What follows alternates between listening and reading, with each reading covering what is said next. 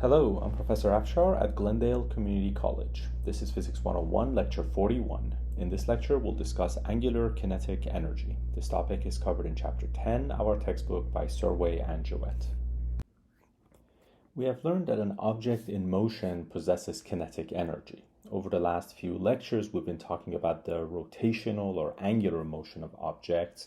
Certainly, these objects are in motion and therefore they possess some amount of kinetic energy.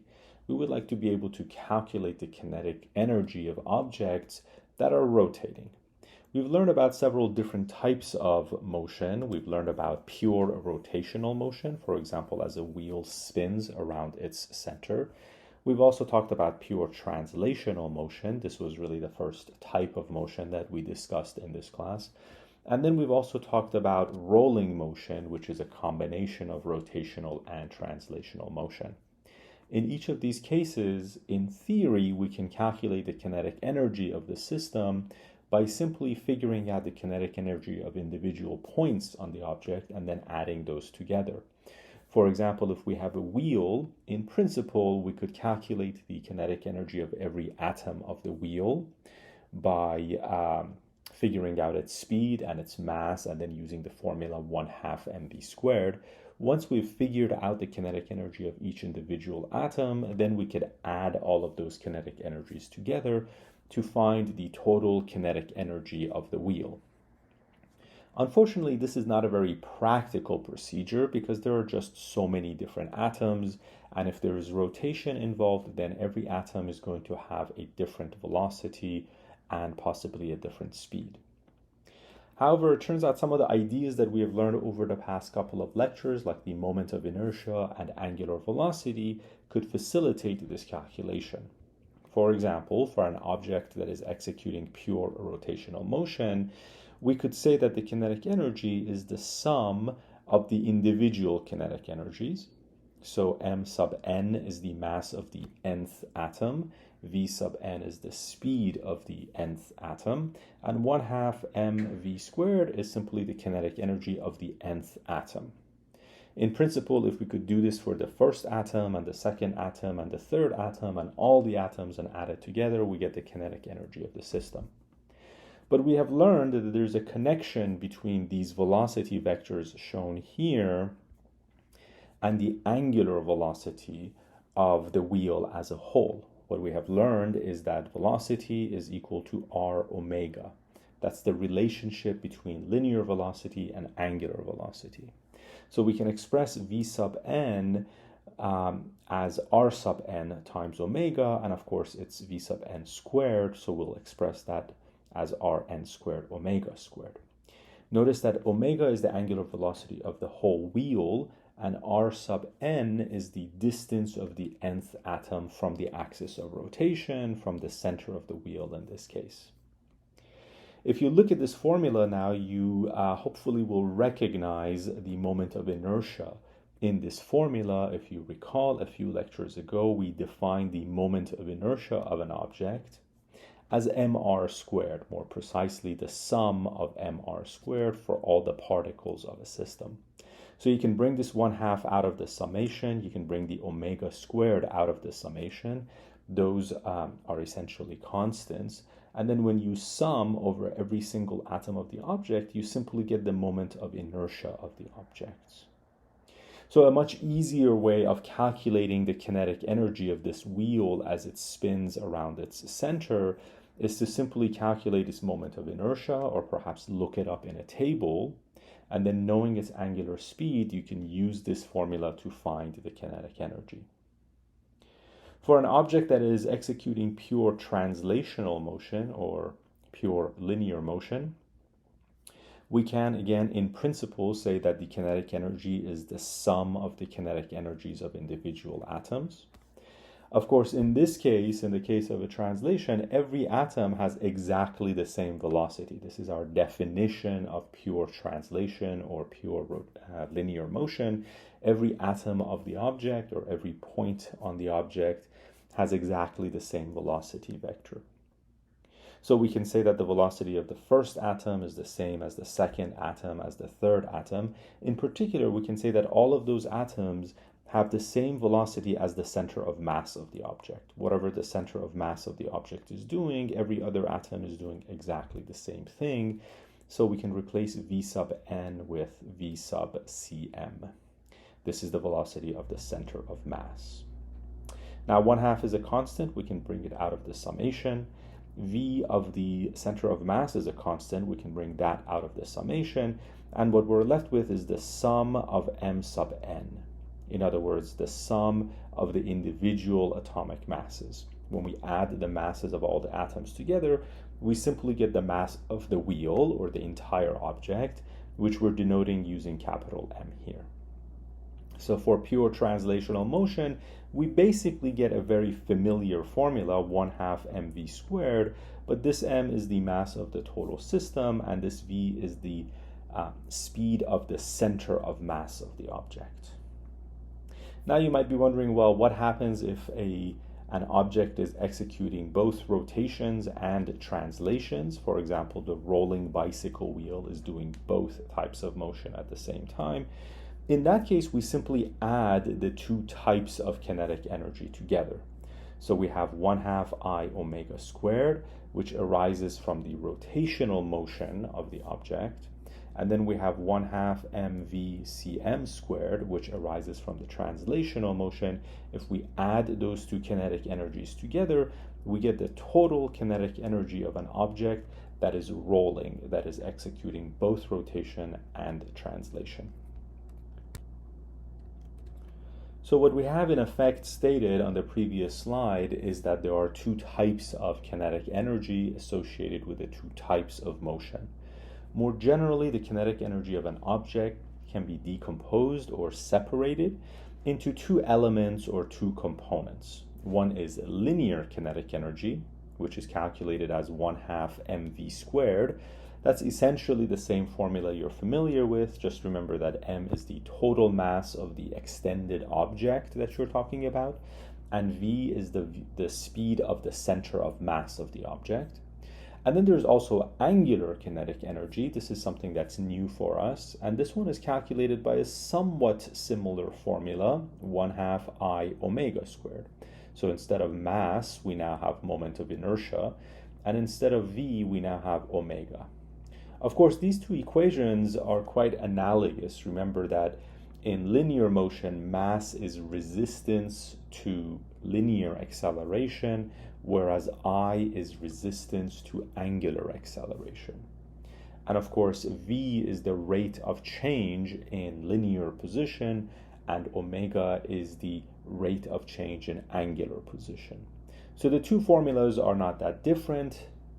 The important point here is that you have both types of energy depending on what the object is doing. If the object is executing pure linear or translational motion, then this is its kinetic energy. But if it's at the same time executing rotational motion, you must add this additional amount of energy to it. This, of course, changes our application of the conservation of energy equation. Remember, an important equation in this class is this formula here, which says the change in potential energy plus the change in kinetic energy is equal to the work done by the non-conservative forces, like friction and drag. We have already learned that there are a couple of different types of potential energy. We've learned about spring potential energy, 1/2 kx squared. We've also learned about gravitational potential energy, mgy, and now we're learning about two different kinds of kinetic energy, linear kinetic energy and angular kinetic energy. And so when you apply the conservation of energy equation to problems where there is rotational motion or angular motion, you now have to remember to include this additional final piece in the equation. So conservation of energy is still valid. It's just that in applying it, there are now more pieces to keep track of. Let's do a practice problem involving angular kinetic energy. A solid cylinder with radius 0.5 meters and mass 3 kilograms is placed at the top of an incline with height 2 meters. The cylinder rolls to the bottom without slipping. Calculate its speed at the bottom. So what we have is a standard inclined surface with a cylinder at the top. This cylinder is going to roll and eventually reach the bottom. We simply want to know how fast it's going by the time it has reached the bottom of the incline. In some ways, this problem should be very familiar to you. Back in chapter 5, we spent a lot of time talking about inclined surfaces, but back then we would place a box or a block on the incline and we would discuss its motion as it slides down the incline. So back then there was no rotational motion. The block was simply sliding, executing linear motion down the incline. And back then we learned how to calculate the forces on it. We could figure out its acceleration and answer questions like how many seconds it would take the block to reach the bottom. In some sense, this is a very similar problem, except that the object of interest, the cylinder, is now rolling as it reaches the bottom. So in a minute, when we write down conservation of energy and try to use that concept to figure out the speed of the cylinder at the bottom, we have to remember to include the angular kinetic energy of the cylinder. Now, if we're going to use conservation of energy, we need to be careful. Remember that the conservation of energy equation can be expressed in several different forms. One way that it could be expressed in is as follows.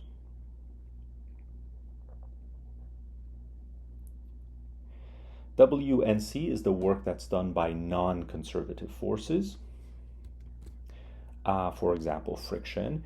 And E initial, of course, is the initial mechanical energy of the system, which would include kinetic energy and potential energy, and all of that must equal to the final mechanical energy of the system. In this particular case, we're going to assume that drag is quite negligible because the object is probably not rolling very quickly. However, we have to talk about friction somewhat. There is friction in this particular problem. We know that because the cylinder is rolling. If you take a cylinder and place it on a frictionless incline, for example, on a very slippery surface, then the cylinder would not roll down the incline, it would slide down the incline. So the fact that we're told it's rolling without slipping tells us that there is friction in this problem. However, the work that is done by friction is going to be zero. That's a subtle point which requires a little bit of thought. The reason for it is that as the cylinder rolls, the velocity of the bottom of the cylinder, of the point that is actually in contact with the surface, is going to be zero. Its instantaneous velocity is going to be zero. And therefore, the displacement of that point is going to be zero, and therefore the work done by friction is going to be zero. So although there is friction in this problem, the work that it performs is zero. That's not at all an obvious point, so give it a few minutes of thought. Once we know that the work done by friction is zero, we can now just simply say that the initial energy and the final energy are equal to each other. The initial energy of the system is gravitational potential energy. Initially, the cylinder is at the top and it is at rest. So we can say that the initial energy is simply mgh. By the time the cylinder reaches the bottom, it has no potential energy. You can say its height is zero now. But of course, it is moving, so it has kinetic energy. But you have to remember that there are two kinds of kinetic energy. 1/2 mv squared, associated with the fact that the center of mass of the object is moving along a line. It is executing translational motion. And then there's 1/2 I omega squared, and that's the energy associated with the fact that the entire cylinder is rotating around the center of mass. Now, if we're going to use this formula to solve for V, we need to know what every other parameter in this formula is. We know what M is, we know what G is, we know what H is. We don't know omega, but we do know how omega and V are related. We've discussed how the linear motion variables and the angular motion variables are related. We know that V is equal to R omega. That should make sense. After all, as this object rolls without slipping, every time it completes one full revolution, it translates a distance that is equal to the circumference of the cylinder. So there is definitely a relationship between linear motion and angular motion. This is one of those relationships. So this formula allows us to eliminate omega. We also need to know what I is. I, of course, is the moment of inertia of the object that we're interested in. Here we're interested in a cylinder.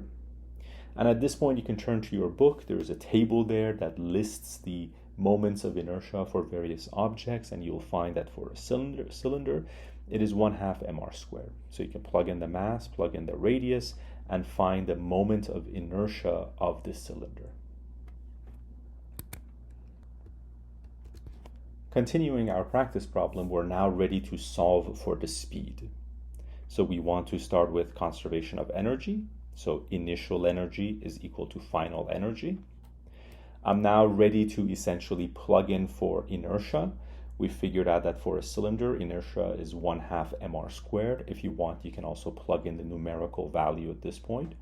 We also discussed how omega itself can be replaced by V over R, but of course, don't forget omega is squared, so you have to square everything here. This formula simplifies quite a bit because, as you can see, the radius of the cylinder here cancels the radius of the cylinder here. Notice how we have 1/2 times a 1/2, so that gives us 1/4, and then we have mv squared. So what we have is mgh is equal to 1/2 mv squared plus 1/4 mv squared. And that now can be easily solved for velocity. We find that the velocity, or more precisely the speed of the center of mass, is equal to the square root of 4/3 gh. If you plug in the numbers now, you will find that the speed of this rolling cylinder at the bottom of the incline is 5.112 meters per second. Let's end this lecture with one more practice problem. 5 objects of equal mass and size are placed at equal heights on an inclined plane. Which will reach the bottom first? So we have 5 objects here. This object here is a cube, and it is going to be sliding on a frictionless surface. So you can imagine maybe an ice cube sliding down a very smooth frictionless surface here. This object here is a solid cylinder, and if you want, you can look up its moment of inertia. It turns out to be 1/2 mr squared. This object here is a hollow cylinder, so it's empty on the inside. This red object is a solid cylinder, so it's filled on the inside. And the green object is a hollow cylinder, so it is empty on the inside. All 5 objects have exactly the same mass, so you can imagine that they're made of different materials with different densities in such a way that they all have the same mass, let's say m. They also all have the same size, meaning that the radius of this sphere is the same as this sphere, and the radius of this sphere is the same as the radius of this cylinder or this cylinder. So these objects have the same size and they have the same mass, and they're all at the same height on this inclined surface. The cube is sliding without friction, and these other 4 objects are sliding with friction, but the friction performs no work. Now you might be wondering, why would any of these objects reach the bottom first? If they all have exactly the same mass and they have the same size and they all start at rest at the same height, they should all reach the bottom at the same time, but they don't. As you can see in this animation, some of them are moving faster than other ones. So to really precisely answer this question, we could essentially repeat the calculation that we did in our last practice problem. In our last practice problem, we calculate the speed of a cylinder as it was rolling down an incline. We can go back and repeat that calculation for a hollow cylinder or a sphere and figure out the speed in each case, and then the object with the largest speed would be the one that reaches the bottom first. The object with the largest final speed is the one that presumably wins the race. So that's possible, and I encourage you to do it on your own.